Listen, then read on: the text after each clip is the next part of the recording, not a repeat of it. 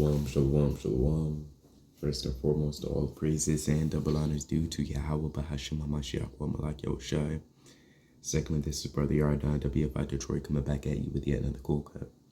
Today in this cool cut, we'll be reading Sirach, the 13th chapter, and we're going to dive right into it. Sirach chapter 13, verse 1. He that toucheth pitch shall be defiled therewith, and he that hath fellowship with a proud man shall be like unto him. Right? For those who don't know, pitch is a black, sticky substance commonly used for roofing. Now, pitch, also known as tar, right? That's what we call it today. It's very complicated to get off your clothing and even your hands. It's very, very difficult, right? Likewise, having fellowship with a proud man, because you're going to be like unto him. Because as we all know, birds of a feather flock together. And once you're around a certain person or group, right, they start to rub off on you. And it's hard to get that spirit off. Same way it is with pitch. Verse 2. Burden not thyself above thy power, while thou livest, and have no fellowship with one that is mightier and richer than thyself. For how agree, Slakia.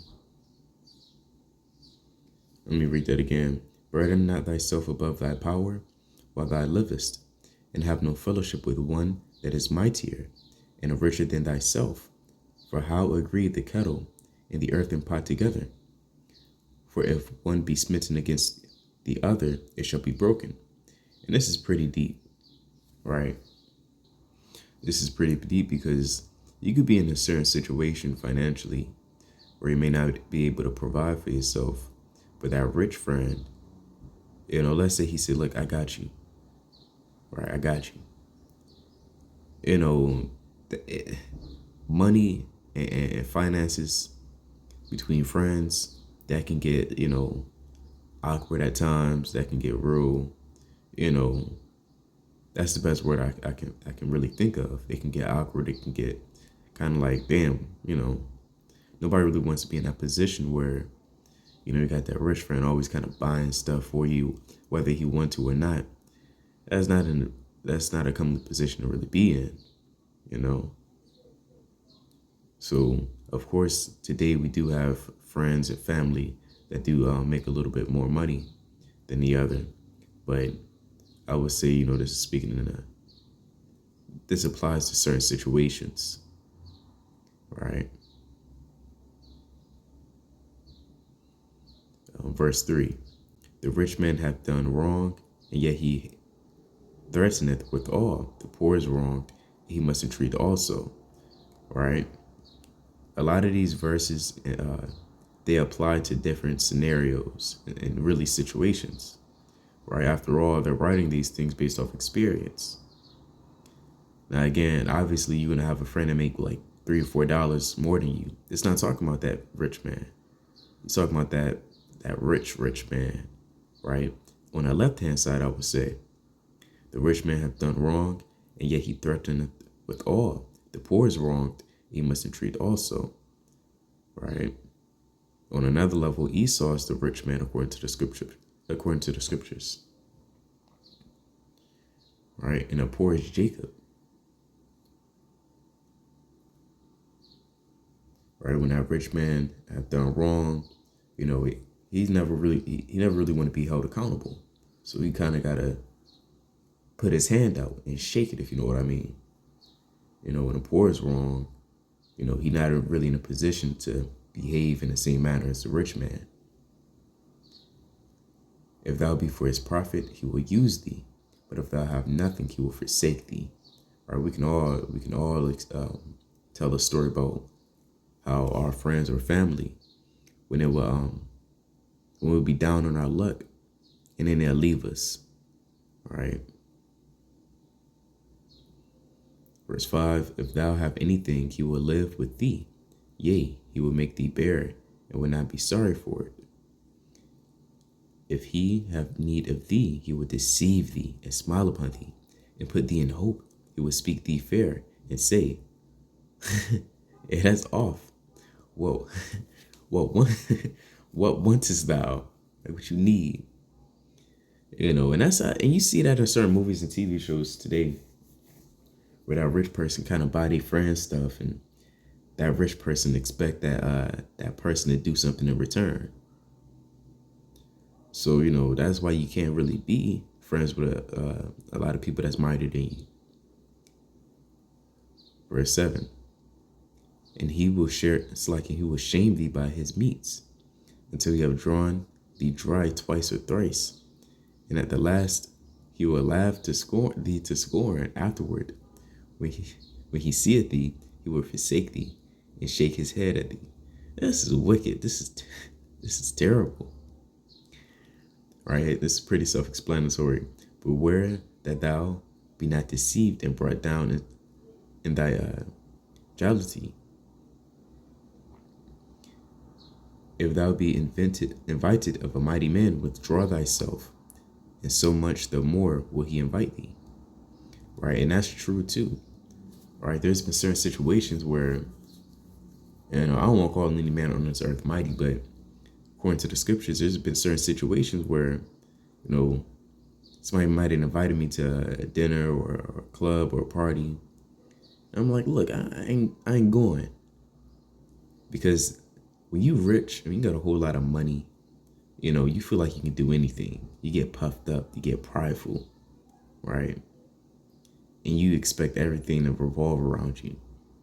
So to avoid being in those situations, don't be around a mighty man like the scripture said. You shouldn't, want to be around him. Verse 10, press thou not upon him, lest thou put back, stand out far off, lest thou be forgotten. Affect not to be made equal unto him, and talk, and believe not his many words.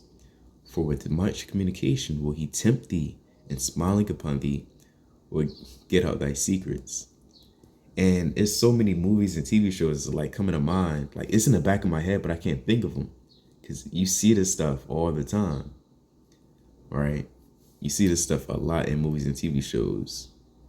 That's why when you watch these movies and TV shows that Esau puts out, you have to watch it with a spiritual eye. And really understand and examine the situation. All right. Verse 12. But cruelly he will lay up thy words, and will not spare to do thee hurt, and to put thee in prison. Observe and take good heed, for thou walkest in peril of thy overthrowing. When thou hearest these things, awaken thy sleep. All right, so the scriptures goes into, this is a very interesting topic, right? This is very specific and interesting, because a lot of our people, they're not touching on these things. They don't go over these verses. Everything we just read 1 to 13, this is all applicable to life. Verse 14, love the Lord all thy life, and call upon him for thy salvation. All right, every beast loveth his like, and every man loveth his neighbor. Right, so you got hyenas, you got lamb, you got piranhas. They're always amongst their own kindred. Even every man loveth his neighbor, right? Your neighbor is your kinsman, people of your own tribe, right? Your people. My neighbor isn't the man in Texas, right? That's hundreds of miles away. I'm not calling him my neighbor. He's not my neighbor. My neighbor is the ones that's real close to me. And the people in this truth that should be real close to you is everybody that you see on that 12 tribe chart. All right.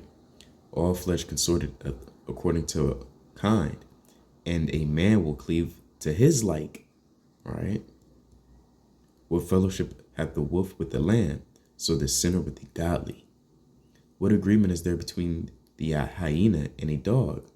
And what peace between the rich and the poor? Right? So we should have no dealings or relationships with the rich man, which is Esau, right, according to the scriptures. Right? If you have a closer relationship with him, you would get jammed up. When you think about the movie industry, but not only the movie industry, but also the music industry, you'll see a lot of our people get jammed up because they're amongst that rich man, right? And now they doing things that they never thought they'd do. Verse 19. As the wild asses the lions prey in the wilderness, so is the rich eateth up the poor. And that reminds me of the book of James. Bring it out real quick. Book of James chapter 1, verse 5, verse 1. Go to now, ye rich men, weep and howl for your miseries that shall come upon you. Your riches are corrupt, and your garments are moth-eaten. Oh, that's not it. But that's the precept. It's James 2. And I'll get to the point. 2 and 5. No, get to the point. 2 and 6. But ye have despised the poor. Do not rich men oppress you and draw you before the judgment seat? Right, a lot of our own people, they hate the poor. In other words, they hate their own people. Right, but then always glorify and magnify the name of the rich man. Our people look up to Jeff Bezos. They look up to Bill Clinton. They look up to Bill Gates. They love the rich man. They idolize him. They say, I want to be like him. He got the right mind. Then I come to your brother, he want a little bit of help, and he said, hell no, nigga. Jeff Bezos, everybody I just listed, they're the rich men that oppress you, and they draw you before the judgment seat. Continues to say, do not they blaspheme that worthy name by the which ye are called? They calling you nigga. They saying you a black man. They lying on you. All right, you an Israelite. So that's for you simple jakes.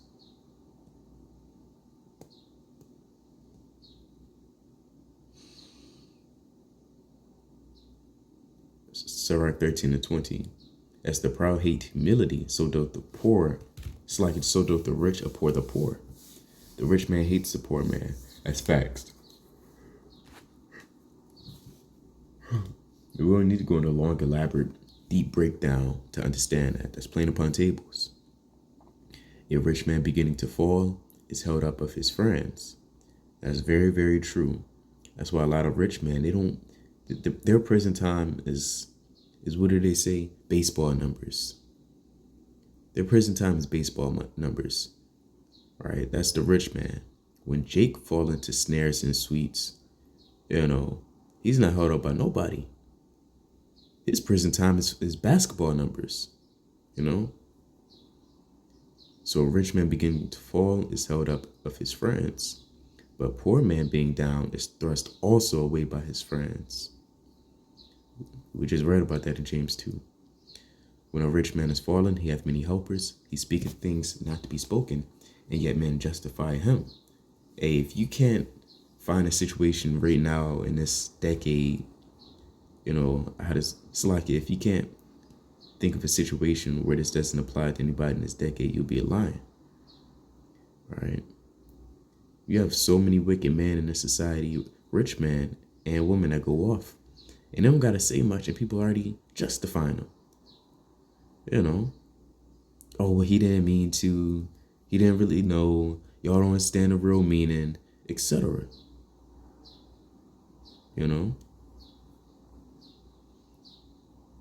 The poor man. Hey, you had, what's her name?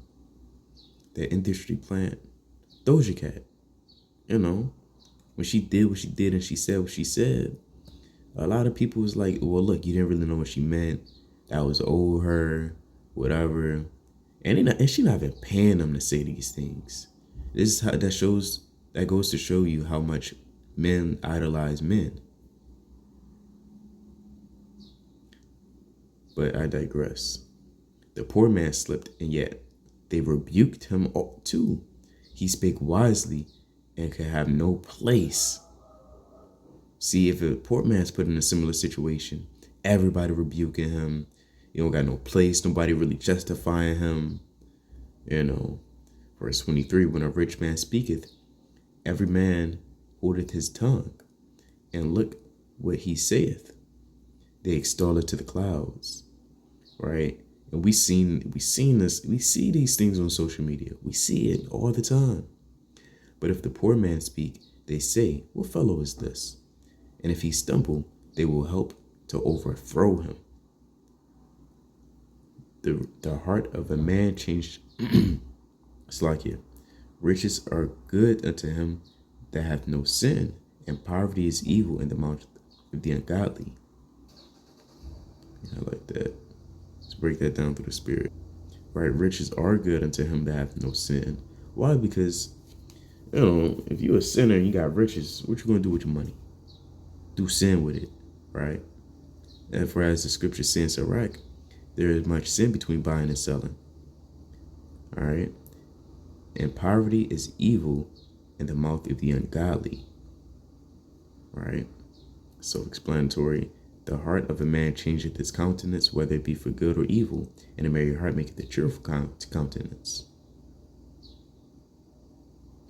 Right? A cheerful countenance is a token of a heart that is in prosperity, and the founding out of parables is wisdom, labor of the mind.